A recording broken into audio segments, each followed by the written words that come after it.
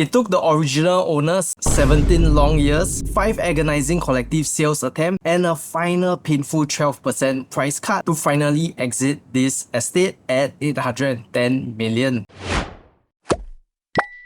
Welcome to Thomson Reserve, the massive 1,268 unit mega redevelopment that is replacing the old Thomson View condo. And now if you look at the numbers today, you're gonna be seeing how OCR land prices have spiked through 2025 and 2026. And you'll be thinking that the developers actually got an absolute steal here at 1,178 PSF PPR. But we need to look back at the actual market reality of the late 2024 when this deal was signed to understand what the developers were really thinking, and more importantly, why the owners had to slash their reserve price just to save the en bloc from completely collapsing. But hold that thought, because we are coming back to that developer math in a few minutes.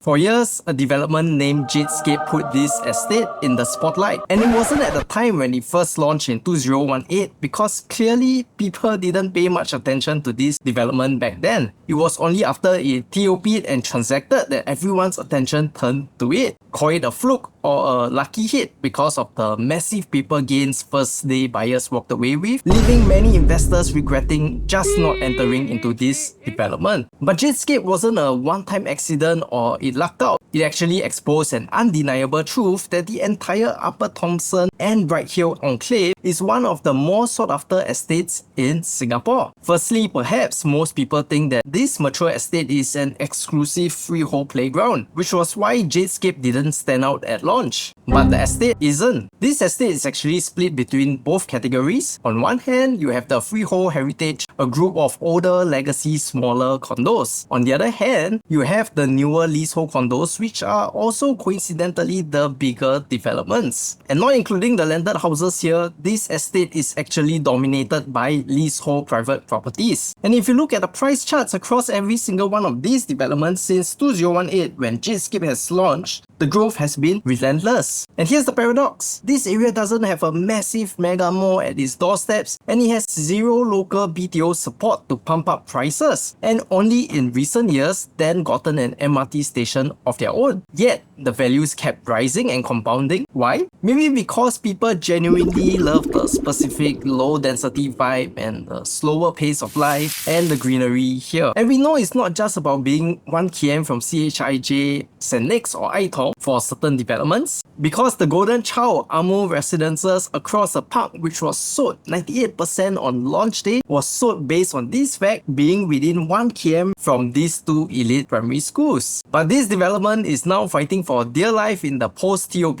resale market despite being next to a $1 million HDB cluster.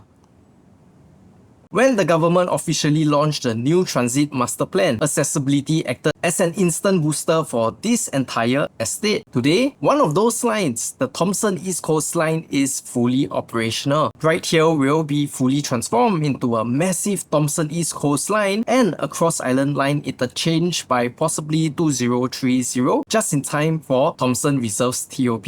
These two lines are a massive update to our existing transit system. Think of the Thomson East Coast line as the new north-south line connecting the north from Woodlands all the way down to city centre and Bedok, even reaching places that were once deemed inaccessible by MRT like Marine Parade or even Bright Hill for an example. And then think of the Cross Island line as a more robust east-west line connecting Loyang all the way to the Jurong Industrial Estate and everything else in between. More population destinations are added in compared to the original east-west line, and this includes stops like Punggol, Hougang, Ang Mo Kio, or even King Albert Park. A single new line connecting the various hubs across all other transit lines here. And in the past, interchanges like this was only available in the CCR areas. But today, we have one of the rare few interchanges right on the city fringe. Once again, the government is going hard on the decentralized Singapore strategy. But look directly to the right of this master plan and see this massive plot of land. For over 20 years, it has sat there with the exact same destination. subject to detailed planning. Nothing has touched it, and nothing is slated to touch it anytime soon until maybe when the government land banks runs dry again. So no, there isn't going to be a future transformation to buy into in this area within the current master plan. The peak of the master plan transformation for this area would be the MRT station at Bright Hill. And this also means that you will be entering a micro market where future competitive land supply is effectively locked out for now. This protects the scarcity and asset values of whatever residential properties that have been built here already. And that brings us to the physical footprint of Thomson Reserve. Having a land size of more than 500,000 square feet, it is the single largest residential land in the entire area, more than double the size of its newer counterparts like Zyon Grand or Thomson 3. But how does a 1,268 unit mega project impact the historically low density housing estate? And the answer is, this is a site plan I found floating around, but not from any of the official estate agents yet. But here it shows how UOL and CapitaLand have creatively played around with the 5 hectare of elevated terrain to churn out something that is surprisingly balanced. And this is because they have enough horizontal room to build massive resort-like facilities. And this is quite unlike some other projects that had really tight land constraints as well. And having this huge horizontal plot of land that allows them to come out with these resort-like facilities will eventually be the edge over the smaller developments in the area. But let's now debunk the myth that this land was dirt cheap. If you look at the macro data from late 2024 when this en bloc was first bidded for, 1,178 PSF PPR was a premium price tag. The developers did not get a discount. In fact, they paid full city fringe price, landing neck to neck with core prime plots like Zyon Grand along Zion Road at 1,200 PSF PPR and Penrith at Margaret Drive at 1,150 PSF PPR in that same year. And to further prove how heavy this price tag was, let's take a look at 2 more examples. OCR plots with direct MRT access like Parktown in that same year went for 1,000 PSF PPR. And just further down the road, Springleaf Residences just went for 900 PSF PPR. This tells you exactly how crucial those en bloc negotiations were and why the owners had to take the price discount. If the original owners didn't agree to take the reserve price cut by 12%, the math wouldn't have made sense to the developers and the entire collective sales would have collapsed. And even though it seems like the developers got a discount in today's prices, they are actually paying relatively higher than the market rate back in 2024. This means that their baseline break-even is around 2,050 PSF and they will likely be testing the market at a starting price of 2,600 PSF. And I suspect that this is not because of the higher land cost, but because they know that these neighborhoods' organic strength allows them to.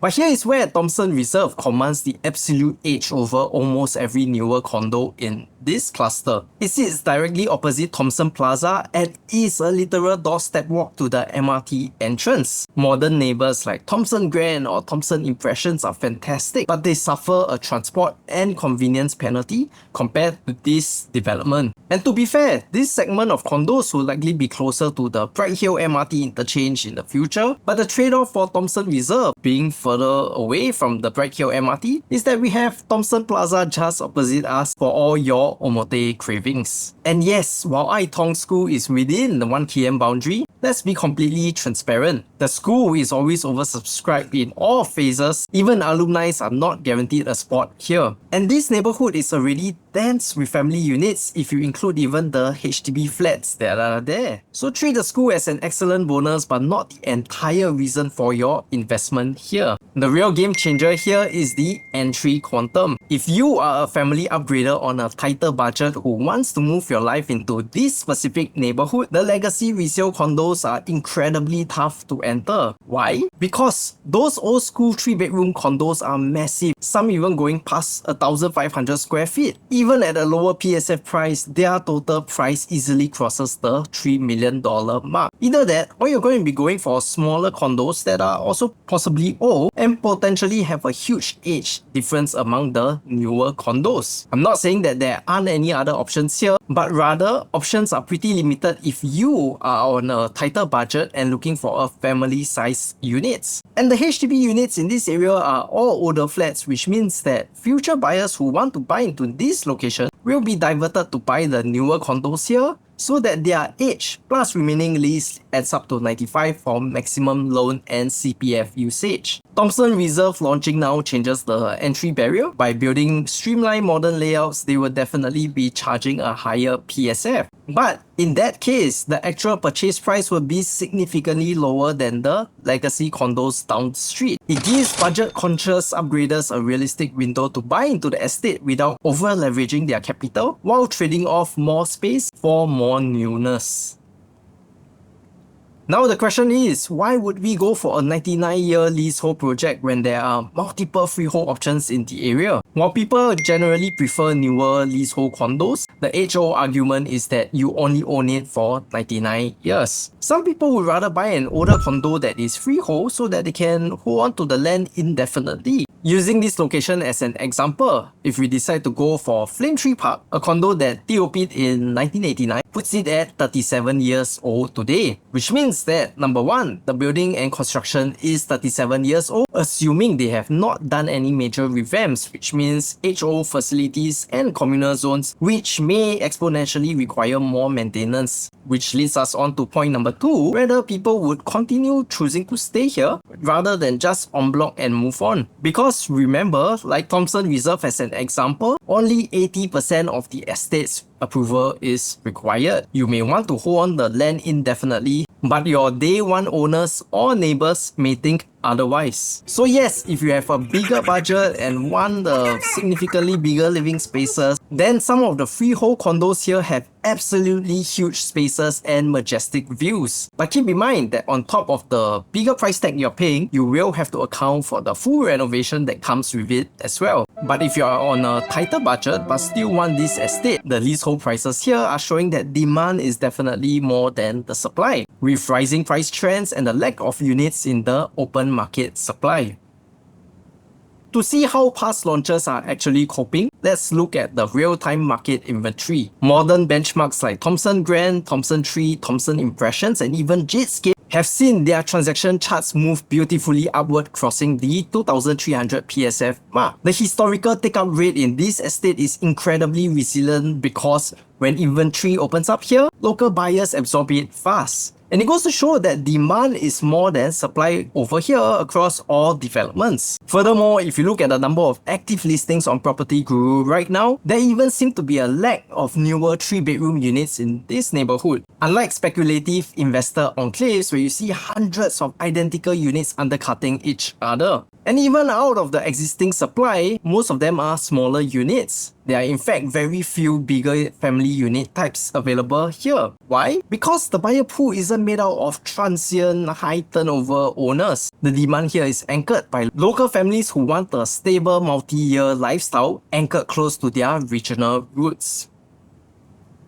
So let's wrap this up. Thomson Reserve is undeniably a flagship launch to look out for simply because it is a mega development dropping into a high scarcity zone. And we all remember the absolute bombshell of a performance Jadescape delivered down the road. Will history repeat itself with identical explosive percentages? Probably not with a potential $2,600 starting baseline, because the developers have already priced in the premium reality of the estate. And even if we look at the negatives, there aren't really many structural flaws that the estate doesn't already naturally absorb. Usually a 1,268 unit mega project raises massive red flags about facility overcrowding or exit bottlenecks. But because this estate sits on a massive 500,000 square feet plot and is directly next to a mall and MRT with 2 dual line MRT interchanges just beside this station in an enclave that already shows high demand for family size units and also price trending across all resale properties. If we really need to nitpick on something here, it would be that the nicer facing units which faces the landed enclave would inevitably be the ones facing Upper Thomson Road, and pointing in that direction means west facing as well. So it will be a trade-off between views versus the road noise or potential west sun. If you love neighborhoods with unparalleled lifestyle and convenience, and if you want a chance to buy into this highly sought after low density enclave, this is an asset to look out for and consider. The launch is going to be likely in October, so we will do a part 2 review once the rest of the data is in. Meanwhile, if you want to know more about the surrounding data and analysis, drop me a DM at 96971000. And if you like videos like this, consider subscribing to the channel. My name is ASAP and I will see you in the next video.